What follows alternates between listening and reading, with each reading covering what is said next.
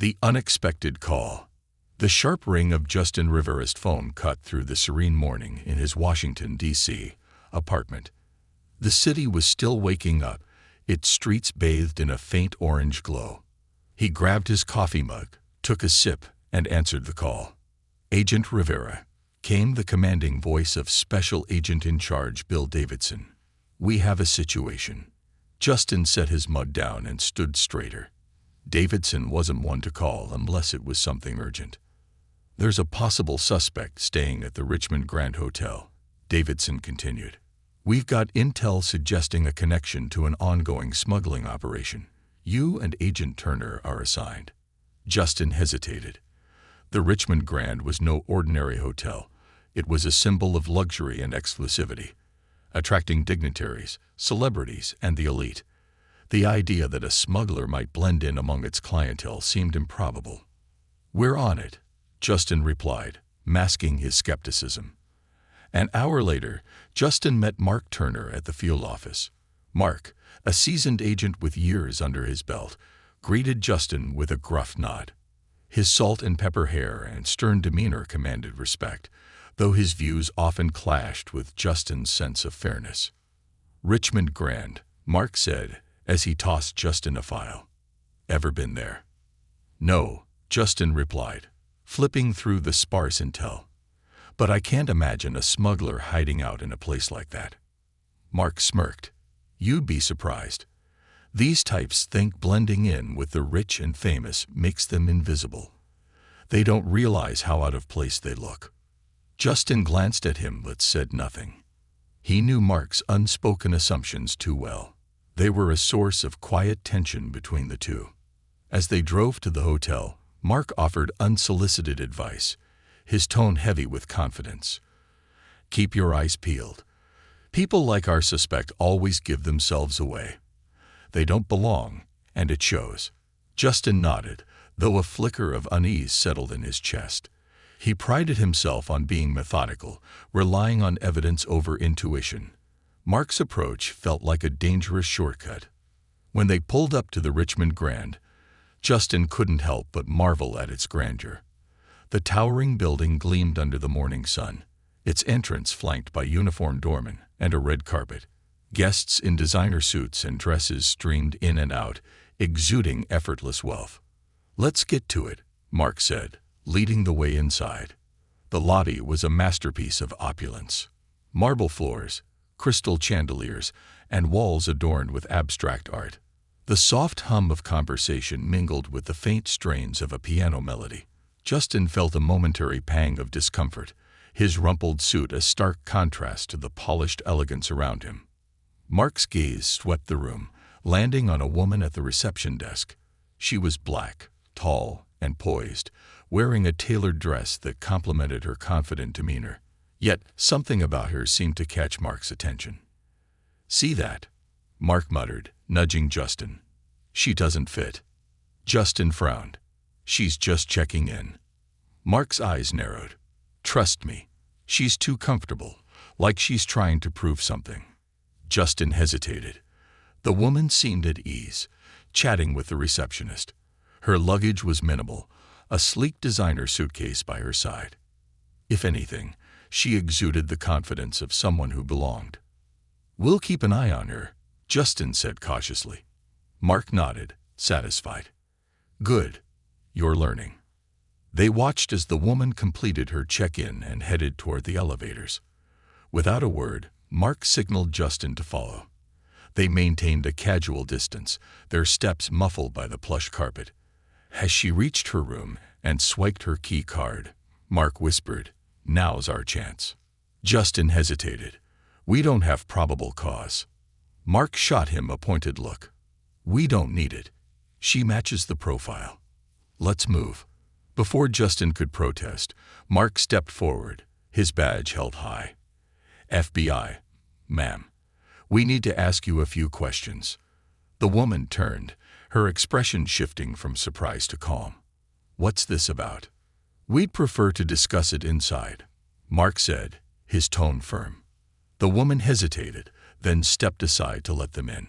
Her room was a reflection of the hotel's luxury, with plush furnishings and floor-to-ceiling windows offering a stunning view of the city.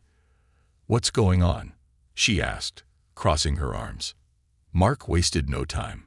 "We have reason to believe you may be connected to an ongoing smuggling operation. Care to explain why you're here?" Her brow furrowed. "Smuggling? You've got the wrong person. I'm here on business." Mark's expression hardened. "Business? What kind?" "Personal business," she replied, her tone steady. "And I don't see how it's any of yours." Mark stepped closer, his voice sharpening. "Don't play coy. You're acting suspicious, and we need answers." Justin watched the exchange, a knot forming in his stomach. The woman didn't appear nervous or evasive, but Mark's aggressive questioning felt heavy-handed. "You're making a mistake," she said, her gaze unwavering. "I have nothing to do with smuggling or anything illegal." Mark scoffed. "That's what they all say." Justin cleared his throat. "Maybe we should verify her identity before jumping to conclusions." Mark waved him off. "She's hiding something. I can feel it." Justin wanted to argue, but Mark's conviction left little room for dissent. Instead, he silently resolved to keep a closer eye on the situation, his unease growing by the minute. A thin line. The tension in the room was thick as Mark leaned against the edge of the desk, his arms crossed, studying the woman with a hawk's intensity. The soft hum of the city outside contrasted with the suffocating silence inside. Justin stood by the window, his hands in his pockets, observing but saying little. He didn't like how this was going, but he wasn't sure how to intervene without drawing Mark's ire. "What's your name?" Mark asked, his tone sharp. "Samantha Gray." The woman replied without hesitation.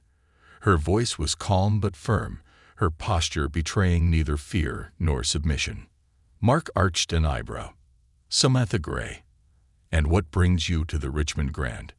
She straightened her shoulders. "As I said, I'm here on personal business." Mark leaned forward slightly, his gaze unrelenting. "Personal business involving what?" "Smuggling. Money laundering. Something tells me you're not here for the spa." Justin felt his jaw tighten. This was veering into hostile territory, and they still didn't have any evidence beyond Mark's intuition, which, in this case, felt like an excuse. Samantha folded her arms. "If you have questions, I suggest you contact my attorney. Until then, I'm not saying another word." Mark smirked, but there was no humor in it. "Attorney, huh? That's a bold move for someone claiming innocence. Most innocent people don't jump straight to legal defense." "It's a bold move," Samantha countered, her voice icy, "because you're harassing me without cause." Justin cleared his throat, stepping forward. "We haven't formally detained you," he said, trying to de-escalate. "We're just investigating a potential lead. If there's nothing to find, this will be over soon." Samantha turned her gaze to him, her expression softening just slightly. "Then investigate properly. Start with the facts, not assumptions." Mark stood abruptly, his movements sharp. "We don't need a lecture on procedure. You want us to dig deeper. Fine. We'll dig." He nodded toward Justin. "Search the room." Justin hesitated. "We don't have a warrant." Mark's eyes narrowed. "We don't need one if there's probable cause." And I'd say her attitude qualifies. Samantha's eyes flared with anger, but she remained seated. "This is an abuse of power, and you know it. You'll regret this." Mark ignored her, waving Justin toward the adjoining bedroom. Reluctantly, Justin moved to comply. As he searched, opening drawers and checking the closet, guilt gnawed at him. The room was spotless. No hidden compartments, no incriminating items, nothing to justify their intrusion. "She's clean," Justin finally said, stepping back into the main area. Mark's jaw tightened, and he turned back to Samantha. "Lucky break," he said, though his voice betrayed his frustration. "But that doesn't mean you're off the hook." "Or," Samantha said, leaning forward slightly, "it means you're wrong." The subtle challenge in her voice was enough to reignite Mark's aggression. He leaned in closer, his voice dropping to a threatening whisper. You think you're clever. People like you always play the victim. But trust me, you won't win this game. People like me. Samantha echoed, her tone sharp. What exactly do you mean by that? Mark straightened, his face a mask of mock innocence. You know exactly what I mean. Justin stepped forward again, this time placing himself between Mark and Samantha. That's enough, he said, his voice firmer now. We need to step back and reassess. Mark turned on him, his expression incredulous. Reassess? Are you serious? She's hiding something. I can feel it. With all due respect, Justin said carefully, feelings aren't evidence. For a moment, the two men locked eyes, the unspoken tension between them finally surfacing. But before either could say more, there was a knock at the door. Mark stiffened, his hand instinctively moving toward his sidearm. Stay here, he barked, storming toward the door. Justin watched him leave, then turned back to Samantha. She met his gaze evenly, her expression unreadable. For the first time, he noticed how steady her breathing was, how composed she remained despite everything. She didn't look like someone with something to hide. She looked like someone who had been through this before. You don't have to follow his lead, she said softly. Justin frowned. Excuse me? You seem reasonable, she continued. More reasonable than him. You know this isn't right. Justin hesitated. We're just doing our job. Is that what you tell yourself to sleep at night? Samantha's tone was calm, almost pitying. That following orders absolves you of accountability. Justin's stomach tightened, but he didn't respond. Instead, he glanced toward the door, where Mark was speaking in low, clipped tones to someone outside. A hotel manager, perhaps.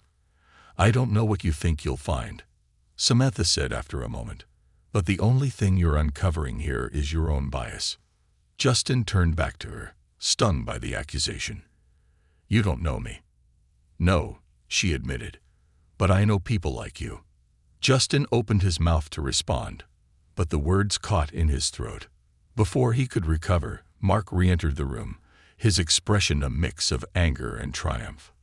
Hotel staff, he said curtly. Nosy, but I sent them packing. Justin exhaled slowly, unsure whether to feel relieved or more uneasy. Mark turned his attention back to Samantha, his demeanor hardening once more. We're not done here, he said. And don't think for a second that your attitude will get you off the hook. Samantha didn't flinch. I'm not looking for an escape. I'm looking for justice. Her words hung in the air, a stark reminder of the thin line between enforcement and oppression. Justin felt the weight of that line more acutely than ever, and for the first time, he wasn't sure which side he stood on. A game of power. The hotel room felt increasingly claustrophobic as the tension between Samantha, Mark, and Justin thickened. Samantha sat on the armchair near the window, her posture regal, her expression unyielding. Mark paced like a caged animal, his frustration evident in every sharp movement. Justin leaned against the wall, arms crossed, trying to process how this situation had spiraled so quickly.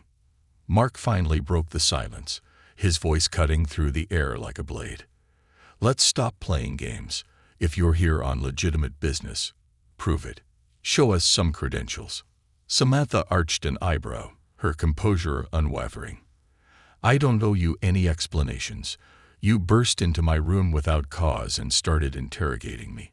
You're the ones who need to justify your actions. Mark's lips curled into a sneer.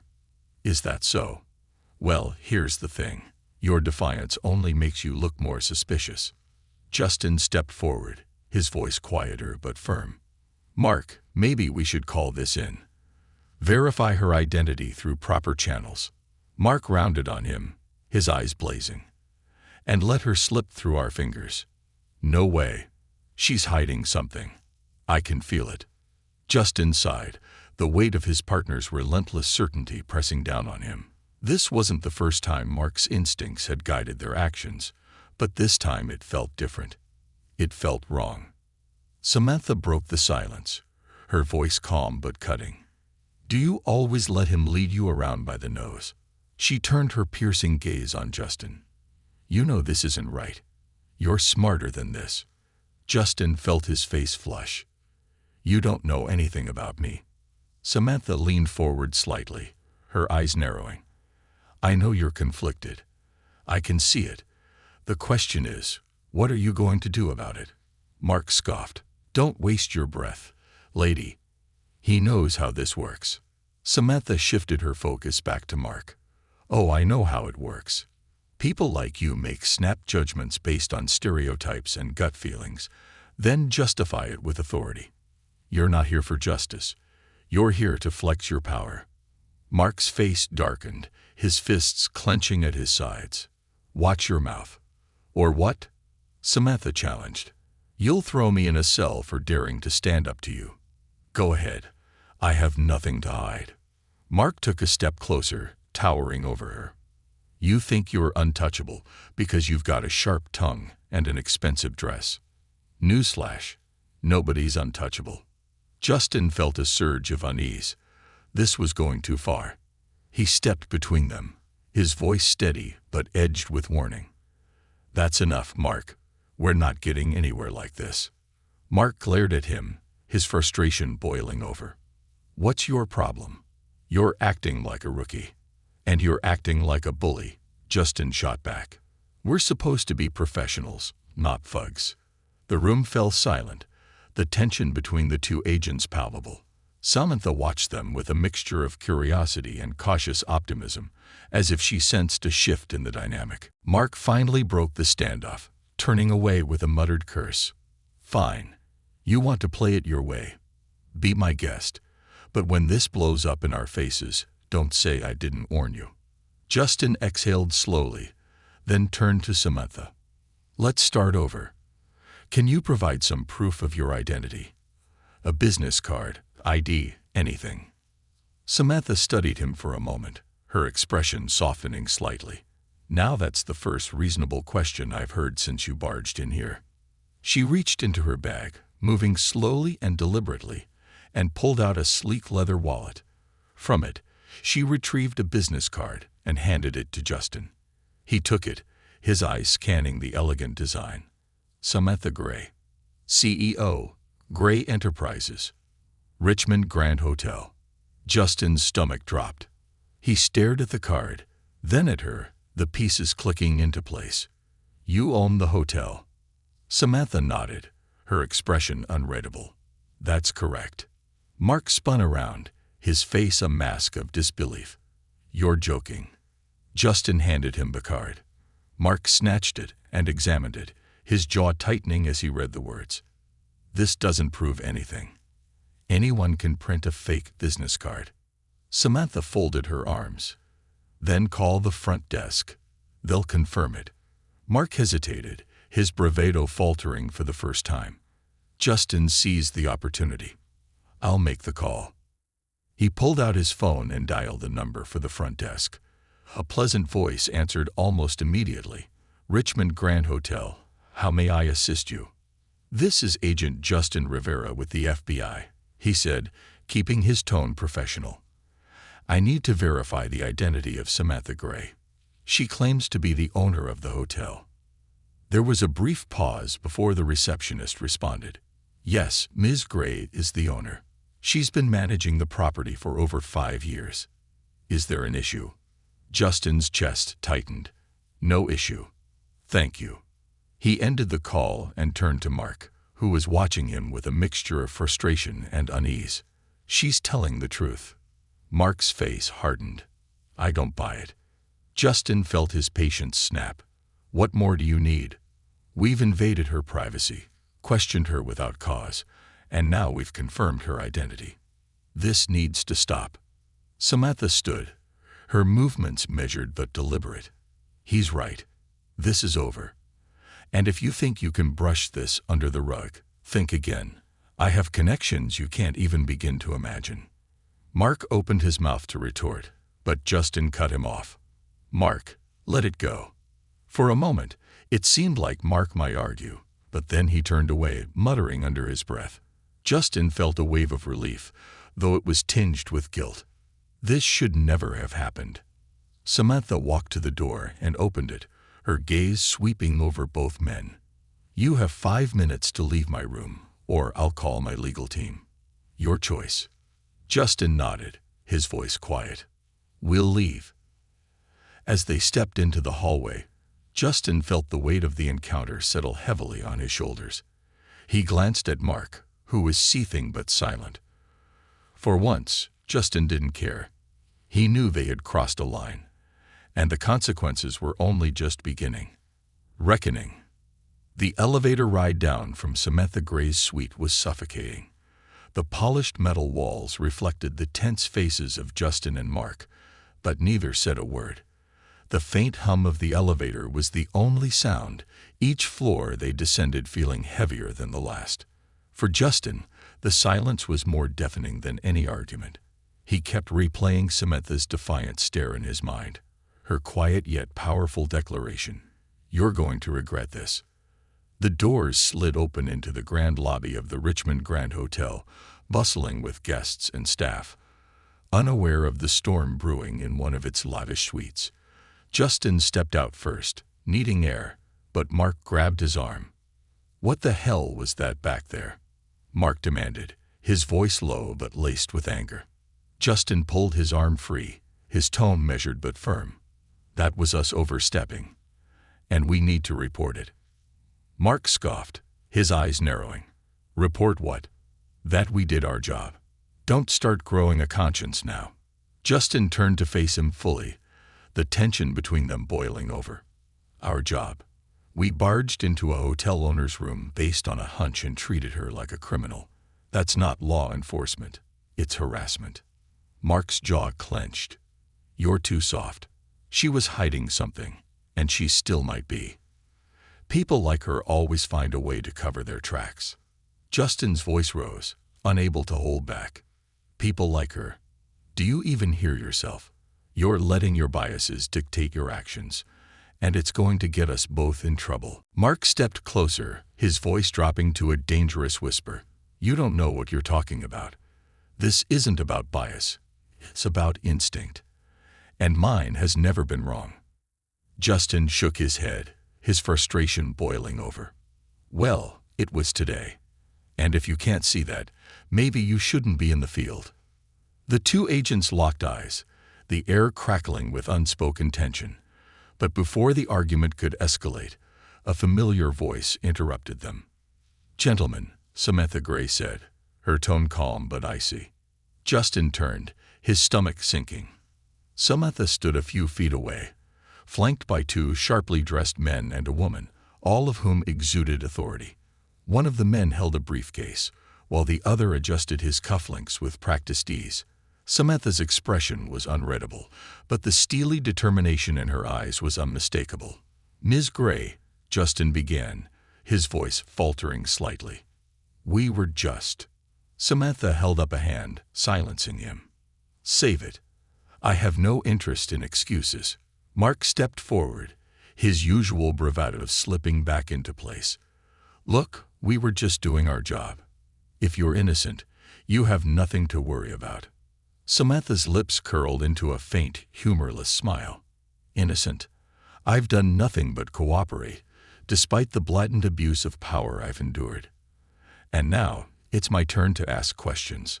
One of the men at her side stepped forward, his voice clipped and professional.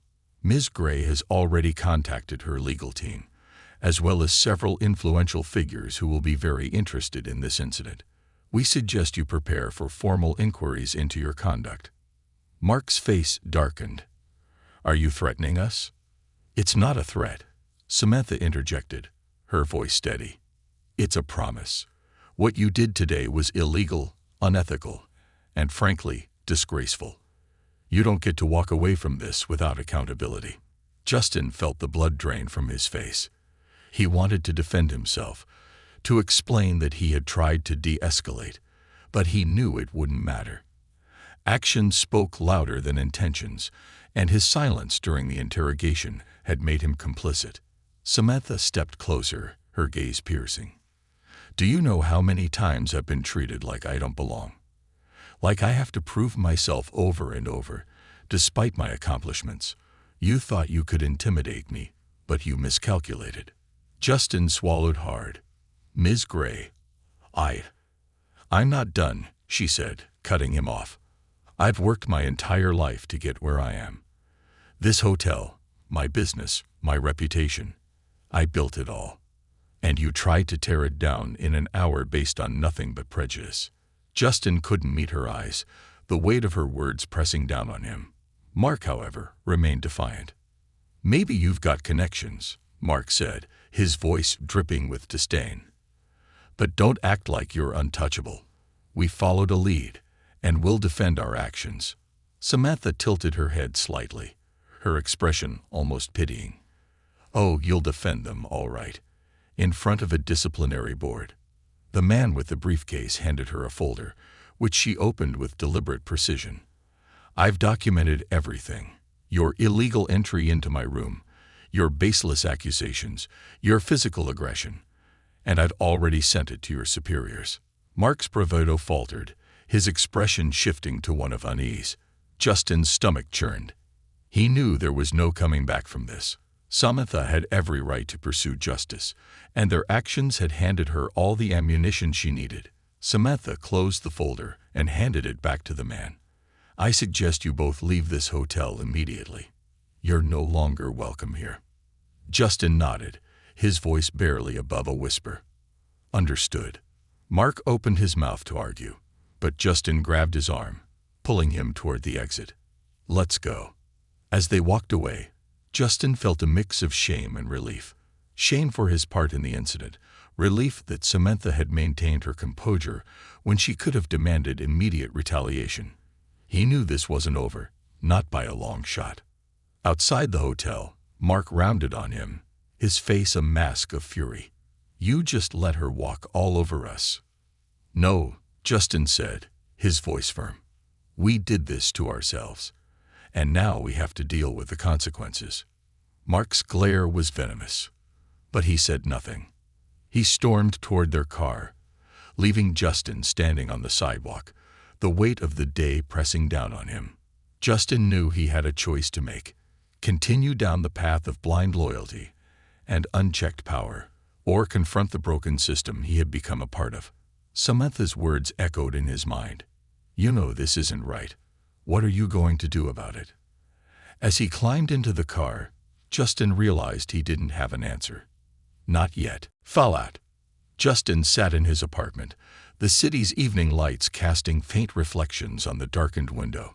His desk was cluttered with papers and his laptop, but his eyes remained fixed on a blank page where he had intended to start his incident report. The words wouldn't come. Every time he thought of what to write, Samantha Gray's voice echoed in his mind. "What are you going to do about it?" He had returned to the office with Mark after leaving the Richmond Grand. The ride had been silent, Mark fuming and Justin lost in thought. When they arrived, Mark stormed off to prepare his version of the report, muttering about bureaucracy and Samantha's arrogance. Justin, however, lingered, unable to shake the gnawing feeling that his partner's account would conveniently gloss over their missteps. His phone buzzed on the desk, jolting him from his thoughts. The screen displayed an unknown number, but something told him he should answer. "Agent Rivera," he said, his voice heavy. "This is Charles Barrington," a deep voice replied. "I'm Samantha Gray's attorney." Justin's heart sank. He braced himself for the inevitable legal tirade, but the voice on the other end was calm, almost conversational. "I assume you've already heard from Ms. Gray about her intentions to file a formal complaint," Barrington continued. Justin exhaled slowly. "Yes, I have." "Good. Then you're aware that this situation isn't just about Ms. Gray. It's about the precedent it sets. Actions like yours and Agent Turner's reflect a larger issue within law enforcement." Justin swallowed hard. "I understand, and I take full responsibility for my role in what happened." There was a pause on the line, as if Barrington was weighing his next words. "That's a good start, Agent Rivera, but actions speak louder than words. Ms. Gray isn't just seeking justice for herself. She wants accountability across the board." Justin felt a pang of guilt. "What does she want from me?" "Honesty," Barrington said simply. "When the inquiry begins, she expects you to tell the truth. No spin, no omissions. The truth." Justin closed his eyes, the weight of the request settling over him. "You have my word." Barrington's tone softened slightly. "If you truly mean that, Agent Rivera, then you have an opportunity to do the right thing. Don't squander it." The call ended, leaving Justin staring at his phone. His mind raced with questions. What would Mark say when the inquiry started? Would the Bureau stand by him, or would he be thrown under the bus? And most importantly, could he handle the consequences of breaking rank? The next morning, Justin walked into the office, his steps heavier than usual. The air was tense, as though the entire field office was holding its breath. He made his way to his desk, avoiding the curious glances from his colleagues. It didn't take long for the storm to hit. "Agent Rivera, Agent Turner," barked the voice of Special Agent in Charge Bill Davidson from across the room. "My office." Now. Justin exchanged a glance with Mark, whose face was set in a scowl. Together, they entered Davidson's office, where he sat behind a desk littered with files. His piercing gaze bore into them as he gestured for them to sit. "I've been informed about the incident at the Richmond Grand," Davidson began, his tone sharp, "and I'm not impressed." Mark leaned forward, his hands clasped tightly. "Sir, with all due respect, we were acting on credible intelligence." "Credible intelligence," Davidson snapped, slamming his palm on the desk. "You interrogated the owner of the Dan Hotel without any solid evidence. Do you have any idea the kind of scrutiny this brings on us?" Mark opened his mouth to protest, but Davidson silenced him with a glare. "I've already received a formal complaint from Ms. Gray's legal team, and it's clear this is going to escalate. An internal review board has been convened, and you both will be called to testify." Justin's stomach churned. This was worse than he had anticipated. "Agent Rivera," Davidson continued, his gaze shifting to Justin, "I expect a full, detailed report on my desk by the end of the day. And I mean detailed. If there's anything missing, anything that doesn't align with the facts, you'll be facing more than just a reprimand." "Yes, sir," Justin said quietly. Davidson leaned back in his chair, his expression grim. "You're dismissed, and don't make this any worse than it already is." Back at his desk, Justin stared at the blank screen of his laptop, his fingers hovering over the keyboard. Mark sat across from him, his expression dark. "We need to get our stories straight," Mark said in a low voice. Justin frowned. "Our stories? There's only one story. What actually happened?" Mark's eyes narrowed. "Don't be naive. You think the Bureau is going to back us if we admit we overstepped. We were following protocol." "Protocol?" Justin shot back, his voice rising. "We had no evidence, no warrant, and no justification. What we did wasn't protocol. It was a mistake." Mark leaned closer, his voice a harsh whisper. "If you throw me under the bus, you're throwing yourself under too. Remember that." Justin's jaw tightened. He wanted to argue, to push back, but he knew it would only make things worse. Instead, he turned back to his screen and began typing, his mind racing as he tried to find the balance between honesty and self-preservation. Hours later, Justin submitted his report, his hands trembling slightly as he placed it on Davidson's desk. The rest of the day passed in a blur, each minute dragging as he awaited the inevitable fallout. By the time he left the office, the sky was dark, and the city's lights sparkled like a fractured mirror. At home, Justin collapsed onto his couch, his mind too restless to relax. The inquiry was looming, and he knew it would be a turning point, not just for his career, but for his integrity. His phone buzzed again, this time with a text from an unknown number. "The truth matters more than you think. Don't lose sight of that. SG." Justin stared at the message, his chest tightening. Samantha Gray's words were a reminder of the choice he had to make: stand by the truth, or protect himself at the cost of his principles. For the first time in his career, Justin wasn't sure which path he would take. The breaking point. Justin's sleep was restless that night, filled with fragmented dreams that left him more tired than when he'd gone to bed. He saw Samantha's piercing gaze, the silent judgment in her expression. He heard Mark's voice, angry and insistent, urging him to stay quiet. And somewhere in the middle of it all was his own voice, drowned out by the noise of conflicting loyalties. When his alarm blared in the morning, he sat up slowly, the weight of the upcoming day heavy on his chest. The internal review was set to begin at noon, and every minute that passed felt like a countdown to disaster. He dressed mechanically, his mind replaying the events of the previous day over and over. The hearing room in the field office was a sterile space, its walls adorned with nondescript art meant to project professionalism, but achieving only blandness. A long table sat in the center, with chairs arranged around it. At the head of the table was a panel of 3 senior agents, their expressions neutral but intimidating. On the opposite side of the table sat Samantha Gray, her attorney Charles Barrington at her side. She wore a tailored black suit that radiated authority, her calm demeanor a stark contrast to the tension filling the room. Justin entered with Mark, who had spent the entire car ride rehearsing his defense. "Stick to the facts as I lay them out," Mark had said. "If we present a united front, this will blow over." Justin hadn't responded. The knot in his stomach had only tightened with each passing moment. Davidson was already seated, his presence adding another layer of gravity to the proceedings.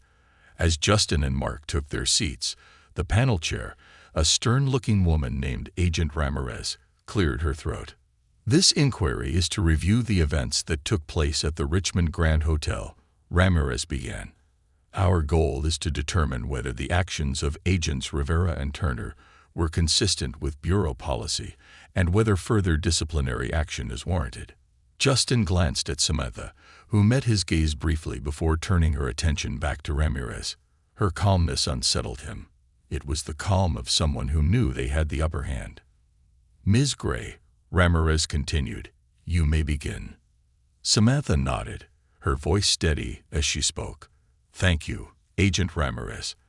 I'd like to start by reiterating the facts. Without any evidence or probable cause, these agents entered my private hotel room, interrogated me aggressively, and physically restrained me. This was not an investigation. It was an abuse of power." Justin's pulse quickened as Samantha recounted the events. Her words were precise, her tone measured, but each sentence felt like a hammer striking his conscience. When she described Mark grabbing her arm and shoving her onto the bed, Justin felt a surge of guilt so strong it was almost physical. "I have spent years building my reputation and my business," Samantha continued. "I've dealt with prejudice and judgment at every step, but what happened yesterday crossed a line. It wasn't just unprofessional, it was unlawful." Barrington handed a file to the panel, which Ramirez opened and began to review. "This is the documentation of the incident?" Ramirez asked. "Yes," Barrington replied. "It includes Ms. Gray's account, photographs of the room, and an audio recording of part of the interrogation." Justin's stomach dropped. He hadn't realized Samantha had recorded them. The knowledge that their words and actions were preserved in detail left him feeling exposed. Mark shifted uncomfortably in his seat but maintained his defiant posture. "With all due respect, Ms. Gray's account is one-sided. We were acting on credible intelligence." "Intelligence that led you to detain the owner of the hotel?" Ramirez asked, her tone skeptical. "What exactly was this intelligence?" Mark faltered for a moment before recovering. "We received information about a smuggling operation, and the suspect was believed to be staying at the hotel. Ms. Gray's behavior raised suspicion." "Suspicion based on what?" Ramirez pressed. Mark hesitated, his usual confidence slipping. She seemed out of place. Samantha raised an eyebrow, but said nothing, her silence more damning than any rebuttal could have been. Justin knew this was his moment. He could feel the weight of everyone's eyes on him as Ramirez turned her attention to him. "Agent Rivera, do you agree with Agent Turner's assessment?" Justin's throat felt dry, but he forced himself to speak. "No, ma'am, I don't." Mark whipped his head toward Justin, his expression a mix of shock and betrayal. Ramirez raised an eyebrow, prompting Justin to continue. From the beginning, I had doubts about our approach, Justin said, his voice gaining strength as he spoke. We didn't have probable cause, and our actions escalated unnecessarily. Ms. Gray was cooperative, but we treated her like a suspect without any evidence to justify it. Mark slammed a hand on the table. What are you doing? Justin ignored him, his focus on Ramirez and the panel. I made mistakes. I didn't speak up when I should have. And for that, I take full responsibility. But the way we handled this was wrong. The room was silent for a long moment, the weight of Justin's words settling over everyone. Ramirez exchanged a glance with the other panel members before addressing Samantha. Ms. Gray, we thank you for bringing this to our attention. Rest assured, this matter will be taken seriously, and appropriate action will be taken. Samantha nodded, her expression unreadable. I hope so. With that, the inquiry was adjourned, but the fallout was far from over.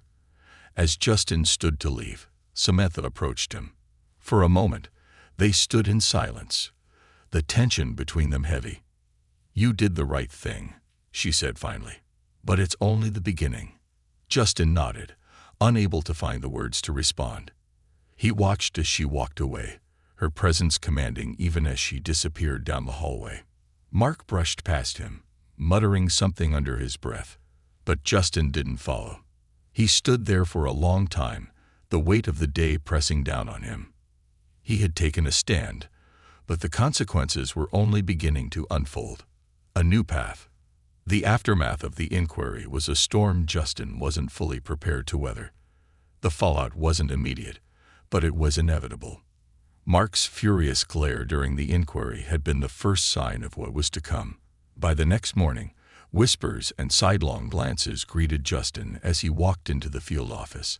The camaraderie he had once felt among his colleagues had cooled, replaced by an icy tension that seemed to follow him wherever he went.